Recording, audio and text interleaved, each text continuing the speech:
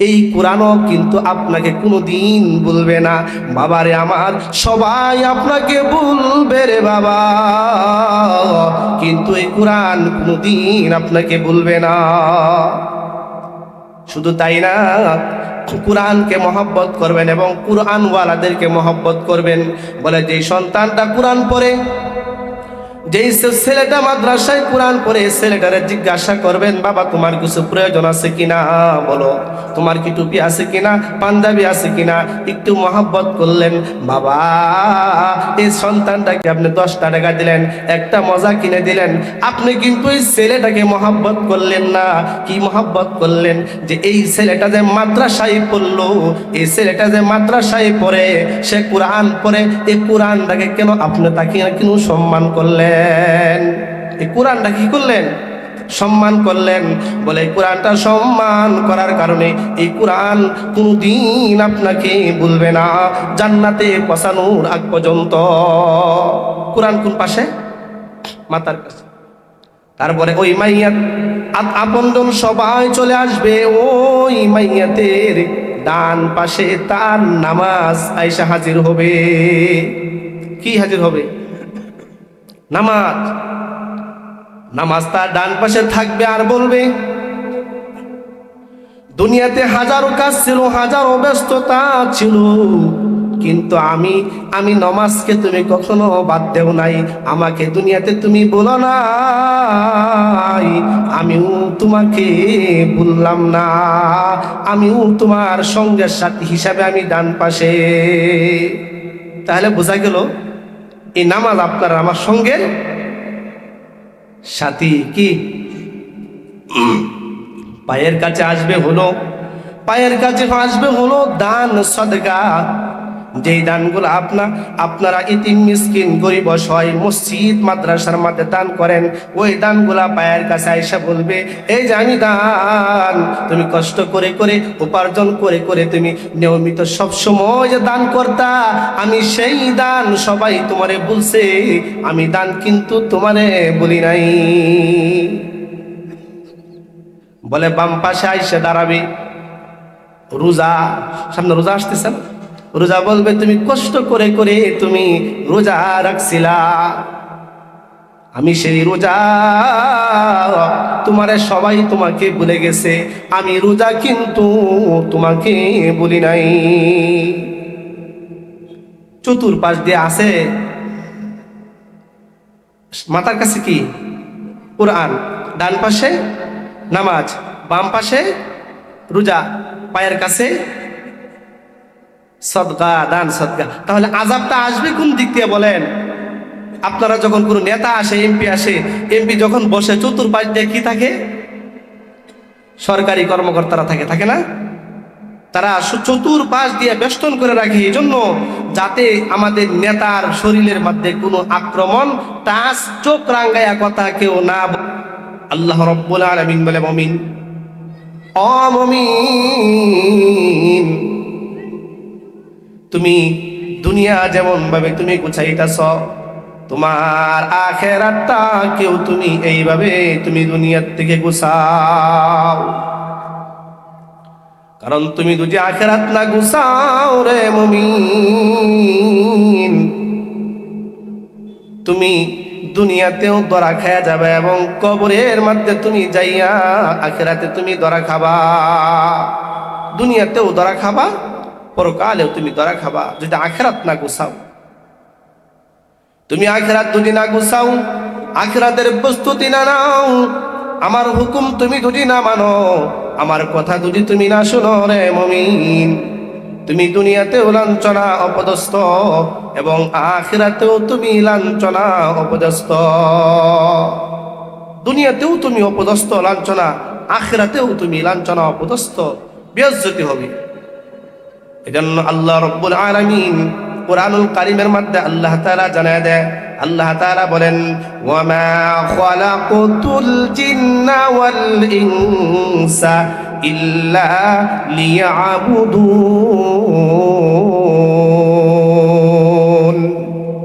মুমিন, তোমাদেরকে আমি আল্লাহ তাআলা দুনিয়াতে পাঠাইছি কেন জানোনি? বলে তোমাদেরকে আমি পাঠাইলাম রে মুমিন আমার ইবাদত করার জন্য।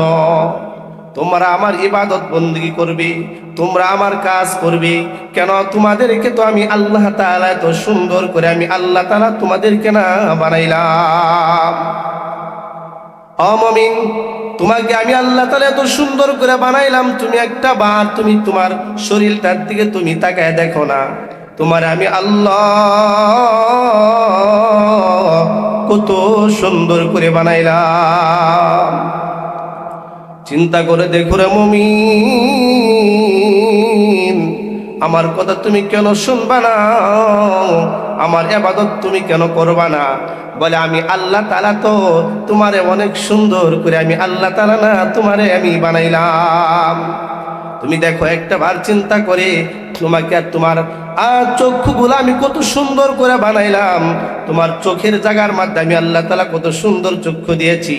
ও মুমিন, তুমি একটা বার খেয়াল করে দেখো না, আমি তোমার কানটা কত সুন্দর করে বানাইলাম। আমি কানের জায়গার মধ্যে কত সুন্দর করে আমি দুইটা কান আমি সিটিং করে দিলাম। তো আমি নাকটা কত সুন্দর সিটিং করে দিলাম, আমি দাঁতগুলা কত সুন্দর করে সিটিং করে দিলাম। কত সুন্দর তোমার আমি একটা জবান দিলাম, যেই জবান দিয়া তুমি মানুষের সাথে কথা বলো। তোমাকে আমি কত সুন্দর একটা চেহারা দিলাম। মুমিন রে, আমি আল্লাহ তাআলা না তোমারে কত সুন্দর দুইটা হাত দিলাম, আমি দুইটা পা দিলাম। কেন বান্দা আমার ইবাদত তুমি করবা না? বন্ধুরা আমার, ভাইয়ার আমার, যার একটা চক্ষু নাই চক্ষুর কত দাম। ও আমার যুবক ভাইয়ারা, ও আমার মুরব্বী বাবারা, কেউ যদি তার অর্থ সম্পদ দুনিয়া নামক জগতে যা অর্থ সম্পদ আছে সমস্ত অর্থ সম্পদ যদি বিক্রি করে দেয়, সমস্ত অর্থ সম্পদ যদি বিক্রি করে দেয়, তারপরেও একটা চোখের সমান দাম হবে না। একটা চোখ কিনতে পারবে? শুধু তাই না রে ভাইয়ার আমার, এই তামাম দুনিয়াটা যদি একজন মানুষের হয়, তামাম দুনিয়াটা যদি সে বিক্রি করে, বিক্রি করলেও সে একটা চোখের মূল্যর দাম হবে না। কি ঠিক না বেটি? আপনারা ঠিক বললেও ঠিক, ঠিক না বললেও ঠিক। এই পৃথিবীটা যদি কয়েকশো বার বিক্রি করা হয়, কয়েক লক্ষ বার যদি বাবা বিক্রি করা হয়, তারপরে একটা চোখের মূল্য সমান মূল্য হবে না। হবে? আল্লাহ তাআলা কত লক্ষ লক্ষ কোটি কোটি টাকার সম্পদ আমাদেরকে দিয়েছেন আল্লাহ। এই জন্য আল্লাহ জানায় দেয়, আল্লাহ বলে দেয় বা মুমিন, ওমা খলাকতুল জিন্না ওয়াল ইনসা ইল্লা লিয়াবুদুন। তোমরা আমার একমাত্র তোমরা আমার অনুগত্য করবে, তোমরা আমার ইবাদত করবে। তোমরা যদি আমার ইবাদত করো, আমার অনুগত্য করো, তোমরা সফল কাম, দুনিয়াতেও তোমরা সফল কাম, আখিরাতেও তোমরা সফল কাম হবে রে মুমিন। আমার যুবক ভাইয়ারা, মুরব্বী বাবারা, আমাদেরকে আল্লাহ তাআলা ইচ্ছা করলে গুরু বানাইতে পারতেন। কি মুরব্বী বাবারা যারা সামনে আছেন উত্তর দেন, পারতেন না? আল্লাহ বলে, মুমিন তোরে আমি গুরু বানাই নাই, ছাগলও বানাই নাই। আমি ইচ্ছা করলে পারতাম রে, আমি তোরে আমি হাঁসও বানাই নাই, মুরগিও বানাই নাই, আমি তোমারে গাছও বানাই নাই। আমি ইচ্ছা করলে তোমার আমি গাছ বানাইতে পারতাম, আমি ইচ্ছা করলে তোমারে কুকুর বানাইতে পারতাম, আমি ইচ্ছা করলে তোমারে এরকম পানি বানাইতে পারতাম, মাটি বানাইতে পারতাম, গাছের পাতা বানাইতে পারতাম। আমি ইচ্ছা করলে তোমাকে না আমি ফল বানাইতে পারতাম। আমি বানাই নাই, আমি তোমাকে সবচাইতে দামি মাখলুকাত, আশরাফুল মাখলুকাত আমি আল্লাহ তাআলা না তোমারে সৃষ্টি করেছি। সুবহানাল্লাহ। আল্লাহ তাআলা কত দামি আমাদেরকে বানাইছেন। হ্যাঁ, যেই জায়গাটায় আমরা বসি জায়গাটাও আমাদের জন্য উন্নত করে দামি বানায় আমরা বসি। কত সুন্দর। একটা কুকুরে দেখেন কোথায়, এইখানে পায়খানার মধ্যে দাঁড়াইতেছে, পায়খানার মধ্যে বসতেছে, এইখানেই পেশাব করতেছে, এইখানেই পায়খানা করতেছে, এইখানেই সে খাইতেছে। কি আপনারা ঠিক বললেও ঠিক, ঠিক না বললেও কি ঠিক। একটা কুকুরে এইভাবে তার জীবন যাপন চলতেছে, আরেকজন মানুষ কত সম্মান।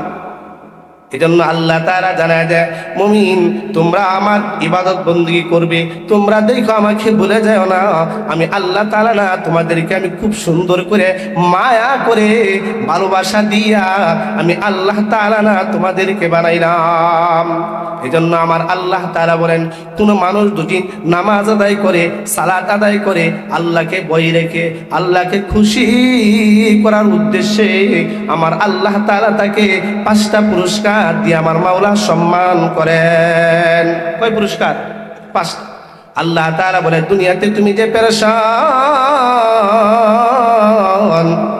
তুমি সকালবেলা বিয়ান নিয়ে তুমি বাহির হও, সকালবেলা তুমি এরকম ভাবে পানিতে কাজ করার জন্য মাঠে তুমি বাহির হও, রাস্তায় তুমি গাড়ি নিয়ে বাহির হও, তুমি আমার হুকুমও তুমি সঠিকভাবে আদায় করতে পারো না, তোমার রিজিকের তালাশে। ও মুমিন, তুমি দুজি আমি আমার আল্লাহ তাআলার হুকুমকে তুমি পরিপূর্ণভাবে আদায় করো, তোমার রিজিকের কোনো টেনশন নাই। কি? তোমার রিজিকের অভাব অনটন আমি আসমানের মালিক আমি আল্লাহ তাআলা দূর করে দেব। সুবহানাল্লাহ। আল্লাহ বলেন, শুধু তাই নাই রে মুমিন, আমি আল্লাহ রাব্বুল আলামিন কবরে তোমার জন্য আরো 4টা পুরস্কার রাখছি, যেইখানে তুমি যাবা, তুমি যাওয়ার পরে তোমার সঙ্গে কেউ থাকে না। তুমি এমন একটা জায়গা যাবা, যখন তুমি কবরে যাবা,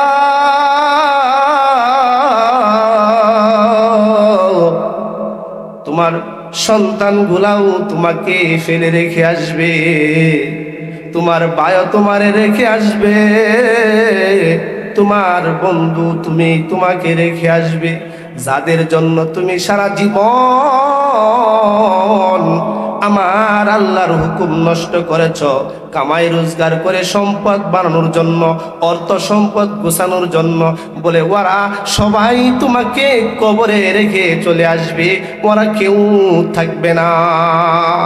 আমার আল্লাহ জানায় দেয়, ও মুমিন, তুমি যদি 5 ওয়াক্ত নামাজ আদায় করো, তাহলে মনে রাখিও তোমার কবরের কোনো টেনশন নাই, আপন মানুষ সবাই চলে আসবে, তোমার কবরের মধ্যে কোনো টেনশন নাই, তোমার কবরের আযাব আমি আল্লাহ তাআলা না দূর করে দেব। বলেন সুবহানাল্লাহ।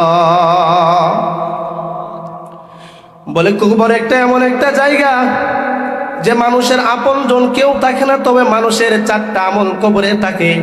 কয়টা আমল? মনে রাখবেন, খুব মনোযোগ দিয়ে শুনবেন, যে 4টা আমল মানুষের, দুনিয়ার আপনজন যখন কেউ থাকে না কবরের মধ্যে, 4টা আমল মানুষের কবরে ওই মাইয়াতের সাথে 4টা আমল থাকে। বলে 4টা আমল সে কোনোদিন পলায়ন করে না।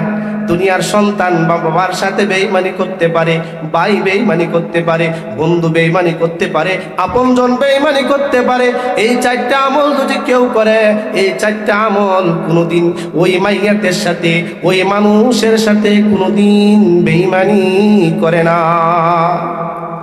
1 নাম্বার, মানুষ এই মাইয়াতকে যখন কবরে রেখে সবাই চলে আসে, সন্তানেরাও চলে আসে, এলাকার লোকেরাও চলে আসে, ভাইও চলে আসে, বন্ধুরাও চলে আসে রে ভাই,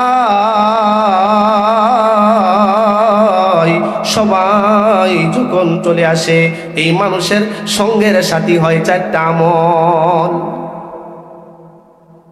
এই মাইয়াতের মাতার কাছে কুরআন শরীফ আসে। কি আসে? কোরআন শরীফ পিছনে আসে, আয়েশা বলে, তোমারে সবাই তোমার সাথে বেঈমানি করতে পারে, সবাই তোমাকে ভুলে যেতে পারে, আমি কোরআন তোমাকে ভুলতে পারি না।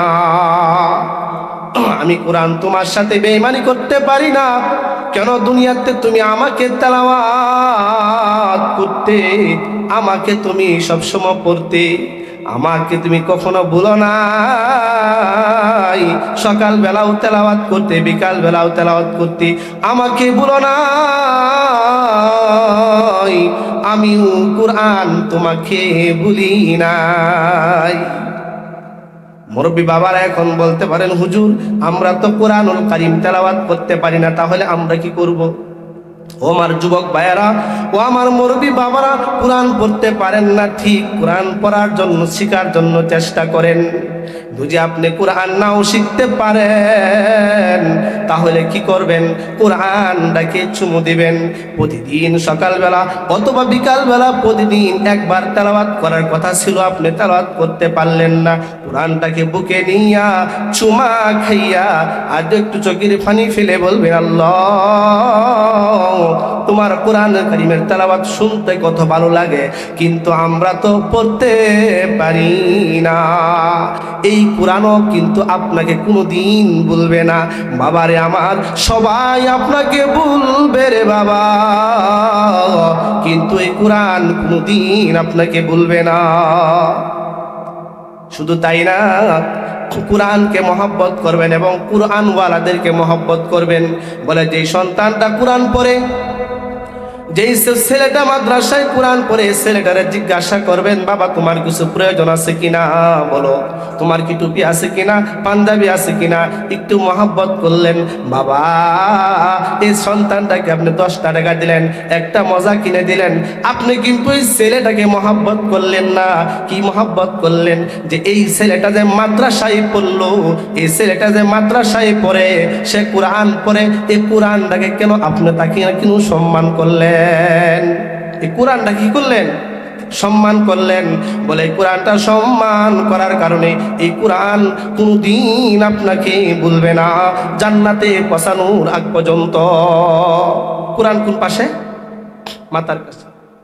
তারপরে ওই মাইয়াত আপনজন সবাই চলে আসবে, ওই মাইয়াতের ডান পাশে তার নামাজ আয়েশা হাজির হবে। কি হাজির হবে? নামাজ। নামাজ তার ডান পাশে থাকবে আর বলবে,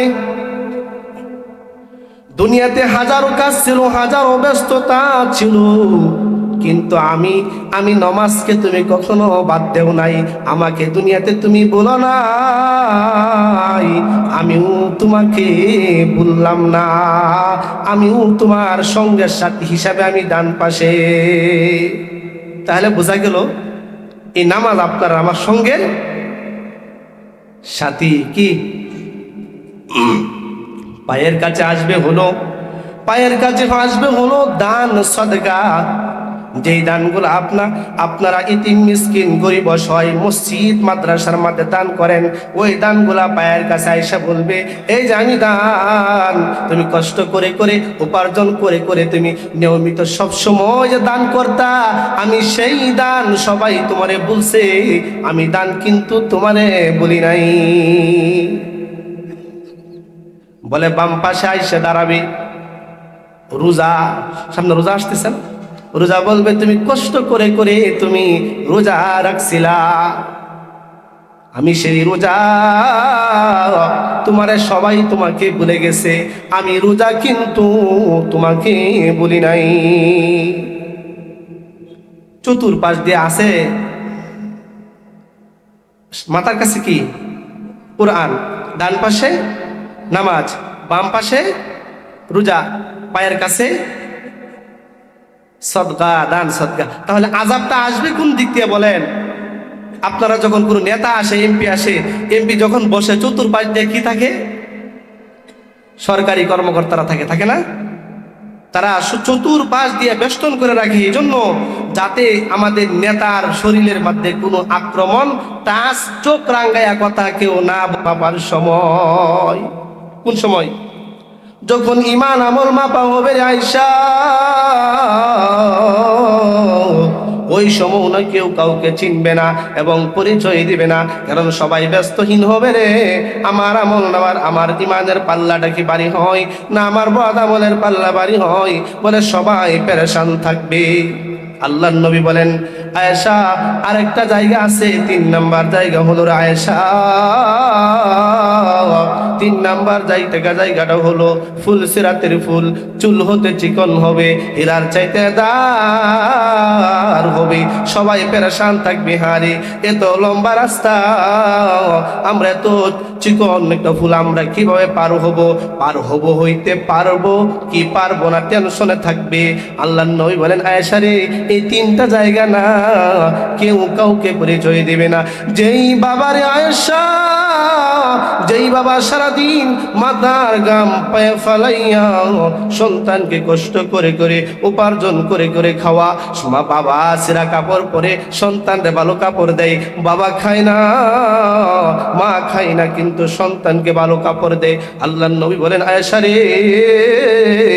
এত ভালোবাসার সন্তান, এত ভালোবাসার বাবা, এই মুহূর্তে না ও কেউ কাউকে না কোনো পরিচয় দিবে না। আল্লাহর নবী মুহাম্মদুর রাসূলুল্লাহ সাল্লাল্লাহু আলাইহি ওয়াসাল্লাম বলেন যে এই 3টা জায়গার মধ্যে কেউ কাউকে কোনো পরিচয় দিবে না।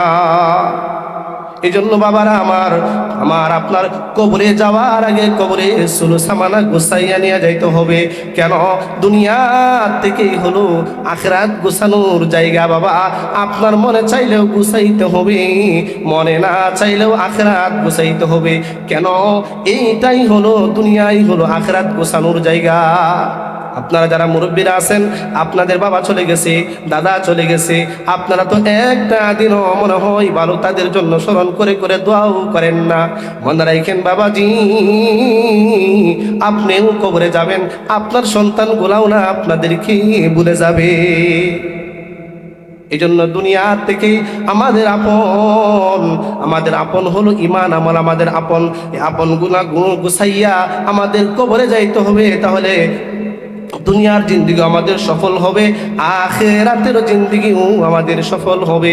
মৃত্যুর পরে জিন্দেগিতে একটা নেকিও আমাদেরকে কেউ দেবে না। এক বর্ণনার ভিতরে আছে, আল্লাহ তাআলা হাসরের ময়দানে, কাল কিয়ামতের ময়দানে এক যুবকের সমস্ত আমল সকল মানুষের সামনে পেশ করবে এবং যুবককে আল্লাহ তাআলা বলবে, যুবক,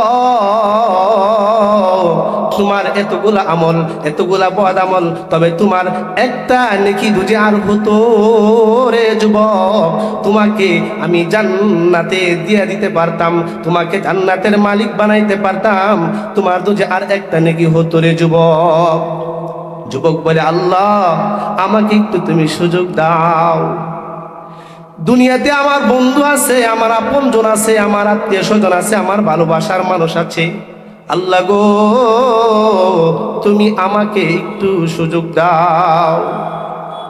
আল্লাহ তাআলা যুবককে বললেন, ঠিক আছে তুমি যাও। যুবক বুক ভরা আশা নিয়া রে, বুক ভরা আশা নিয়া মায়া নিয়া তার ভাইয়ের কাছে প্রথম যুবক যাইয়া বলল, ভাই আমার একটা নেকি দুজি হতো, আমি জান্নাতে যাইতে পারতাম, একটা নেকির জন্য আমার জাহান্নামে যাইতে হয়, ভাই আমাকে একটা নেকি দাও। ও ভাই, তুমি না আমাকে কত ভালোবাসতে। ভাই অস্বীকার যাবে। এই যুবক আরো সুন্দর করে গুছাইয়া বলবে, ভাই দুনিয়াতে তুমি আমারে কামাই রোজগার করে খাওয়াইতে, কেউ দুজি ভাই আমার সাথে চোখ রাঙ্গায় কথা বলতো, তোমার কিন্তু সহ্য হতো না। কেউ দুজি আমার শরীরের মধ্যে আঘাত দিত, ও ভাই তোমার সহ্য হতো না।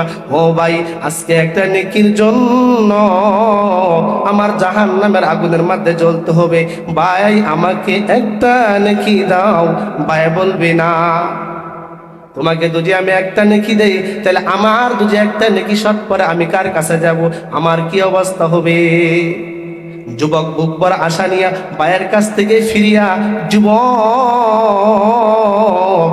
চলে গেলেন তার বাবার কাছে। তার বাবার কাছেও যায় একটা নেকির কথা বললেন।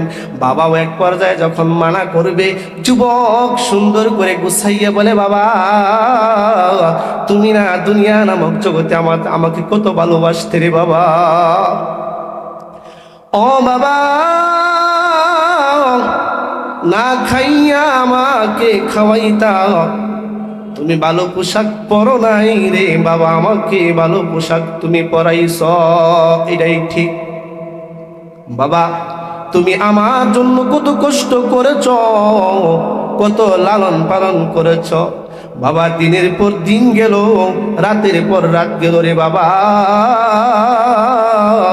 আমার জন্য তুমি এত কষ্ট করেছ। ও বাবা আমার জন্য তুমি এত কষ্ট করেছো, এত মায়া এত ভালোবাসা আমার মুখের মধ্যে হাসি ফুটানোর জন্য রে বাবা, তুমি না কত কষ্ট করেছো আমার জন্য। বাবা আমাকে এত কষ্ট করেছো আমার জন্য, আর আজকে তোমার এই ভালোবাসার সন্তান, এই মায়ার সন্তান, এত আদরের সন্তানটা আজকে বাবা জাহান্নামের মধ্যে একটা নেকির জন্য জ্বলবে। বাবা আমাকে একটা নেকি তুমি দাও। বাবাও একটা নেকি দিবে, একবার যায় বাবাও একটা নেকি দিবে না। যুবক বুক ভরা আশা নিয়া, যুবক বুক ভরা আশা নিয়া, যুবক চলে যাবে তার বোনের কাছে। কার কাছে? যুবক বুক ভরা আশা নিয়া তার বোনের কাছে যাইয়া বলবে, ও বোন, দুনিয়া নামক জগতে তুমি আমাকে কত ভালোবাসতে, আমাকে মহাব্বত করতে। দুজি শুনছ ভাইয়ের একটু অসুস্থ, তুমি আমার যেখানেই থাকো না কেন তুমি দৌড়াইয়া চলে এসেছ বোন, এসে তুমি আমার সেবা যত্ন করেছ, আমাকে ভালোবাসেছ। এই তোমার আদরের ভাইটা তুমি তোমার ভাইয়ের জন্য না খাইয়া তুমি কিন্তু খাওয়াইছ। সাধারণত ভাইকে কিন্তু বোনেরা আদর কইরাই কিন্তু থাকে বাবা, দুনিয়ার নিয়ম। ভাইয়ের চাইতে কিন্তু ভাই কিন্তু বোনের আদর করে কম, কিন্তু বোনেরা ভাইকে কিন্তু আদর একটু বেশি করে। আপনারা বললেও ঠিক, না বললেও কি ঠিক। বলে বোন তুমি আমাকে এত ভালোবাসতে, একটা নেকির জন্য তোমার এই ভাইটা জাহান্নামের মধ্যে যাবে, একটা নেকি দাও। বলে তার বোনেও তাকে একটা নেকি দিবে না, অস্বীকার করবে, তাকে নেকি দিবে না। যুবক বুক ভরা আশা নিয়া, যুবক বুক ভরা আশা নিয়া যুবক এমন একজনের কাছে যাবে। যুবক মনে মনে বলবে, ও আমার বাবারা, ও আমার যুবক ভাইয়ারা, কথাটা ভালো করে মনে রাখি যে যুবক বুক ভরা আশা নিয়ে যাবে। যুবক বলতে থাকবে, হ্যাঁ আমার ভাই আমারে বিদায় করেছে, আমার বন্ধু আমাকে বিদায় করেছে, আমার আপন মানুষ বিদায় করেছে, আমার বোন বিদায় করেছে, আমার বাবা বিদায় করেছে। আমি এমন একজন মানুষের কাছে আমি যাবো, উনা কখনো আমাকে বিদায় করতে পারে না। আমি এমন একজন মানুষের কাছে যাবো, তিনি আমাকে কখনো বিদায় করবে না। বলে যুবক যাবে শেষ পর্যায়ে তার মা জননীর কাছে। কত বড় আশা! মার কাছে যায় বলবে, মা তুমি আমাকে একটা নেকি দাও মা। ও মা তোমার এই সন্তানটা একটা নেকির জন্য জাহান্নামে জ্বলবে আগুনের মধ্যে রে মা। মা একটা নেকি দাও, দুজে একটা নেকি দাও, তোমার এই সন্তানটা জান্নাতের মালিক হবে। মাও একবার যাই যখন ফিরা দিবে, মাও যখন ফিরা দিবে তখন যুবক আরো কিছু উপস্থাপনা উঠায় বলবে, ও মা দুনিয়াতে যখন তুমি আমাকে যখন কোথাও শোয়া রাখতা, তুমি যখন আমাকে শোয়া রাখতা,